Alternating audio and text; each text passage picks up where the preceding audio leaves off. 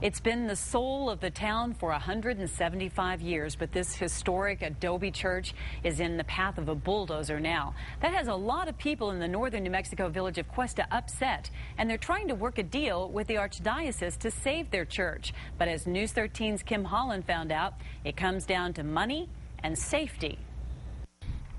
It's the heart of the community. St. Anthony's Catholic Church in the center of town has been bringing Questa residents together for generations. There's been a lot of funerals, baptisms, weddings, you name it, it's happening in that church, including when our first ancestors came, they used to have meetings there. Officially known as San Antonio de Padua, it's the oldest building in town. They started building it in 1836 and was completed by 1840. But 175 years as we age, we all get cracks.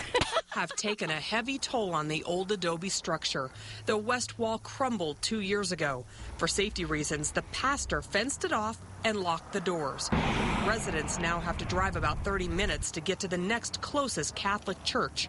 Mark Sideris lives across the street from St. Anthony's. What I miss is hearing the church bells ring. The church has no foundation, needs better drainage, and as it stands now is unstable and dangerous. The Archdiocese of Santa Fe is doing everything it can to bring unity back to the village of nearly 2,000 residents. That's why, we're really concerned about Questa, because it is the main church in the village. It's the seat of the parish. Father John Cannon says it would be more economical to tear down the old church and build a new one. The decision of the pastor, the church leadership, that was the most prudent thing to do because of the cost of restoring it, which we think is, upwards of $2 million. Councilwoman Evelyn Ortega-Coggins, Mayor Garcia, and plenty of outspoken community members don't mind a new church, but they refuse to let go of 175 years of history. I was baptized there.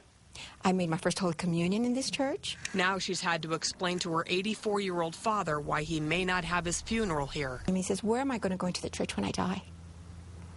And I said, "Daddy, we don't have a church, honey." Ortega-Coggins and other parishioners want to restore the historic building, so they've proposed donating privately owned parcels of land to the Archdiocese so we can build a new church. In return, a restoration committee would take control of the old church. And they will restore it, and once it's finished, the Archdiocese, they'll work with the Archdiocese to get it back.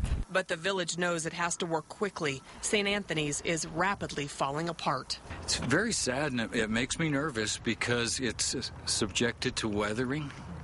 Every snowstorm, every heavy rainstorm puts it in further jeopardy. I get so emotional, but every time I drive by, it seems like it deteriorates a little bit more each time, and there's nothing we can do. Kim Holland. It's waiting for us to come back and restore it to its former glory. KRQE News 13.